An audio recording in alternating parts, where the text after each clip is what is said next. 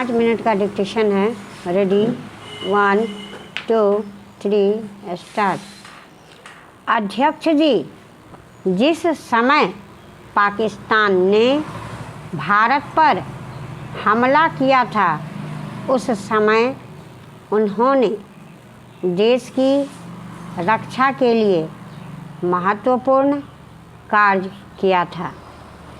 इसके साथ ही मैं मंत्री महोदय को यह भी याद दिलाना चाहता हूँ कि शायद उन्होंने इस पर ध्यान नहीं दिया कि इस बार जो राष्ट्रीय पुरस्कार मिले हैं उनमें रेलवे प्रशासन को केवल 2 ही प्राप्त हुए हैं, जबकि मैं ऐसा मानता हूँ कि हमारी सेना के बाद अगर किसी ने युद्ध काल में सराहनीय कार्य किया है तो वह रेलवे प्रशासन अथवा रेल कर्मचारी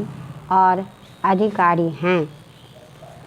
इसलिए उनके मनोबल को कायम रखने के लिए और उनको प्रोत्साहित करने के लिए रेलवे मंत्री को इस बात पर भी ध्यान रखना चाहिए और इसका प्रयास करना चाहिए कि जो भी इस तरह के प्रोत्साहन मिले हैं उनमें रेलवे का विशेष ध्यान रखा जाए।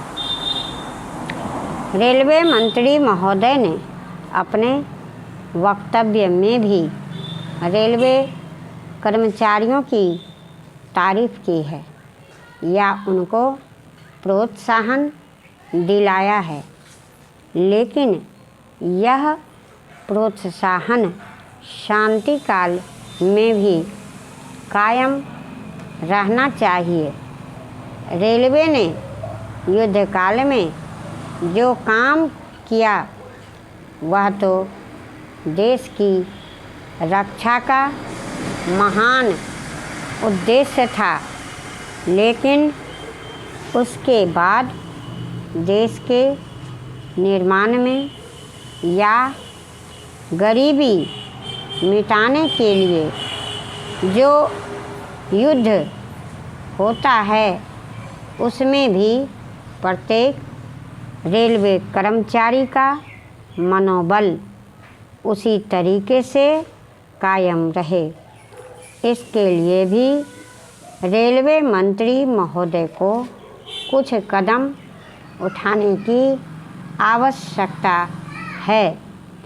मैं ऐसा मानता हूँ कि वह किसी भी तरीके से करें, उनका तरीका कुछ भी हो, लेकिन उनको यह करना चाहिए कि जितने भी रेलवे कर्मचारी हैं, जो भी रेलवे को मुनाफा हो उसमें वह साझेदार हों। चाहे आप उनको बोनस के रूप में कुछ दें, चाहे किसी और तरीके से दें, लेकिन हर वर्ग के रेलवे कर्मचारी को मालूम होना चाहिए कि यदि वह देश के निर्माण के संबंध में ठीक तरह से काम करेगा तो उसको पुरस्कार के रूप में या वेतन के अंश के रूप में अपने वेतन के अलावा पैसा मिलेगा।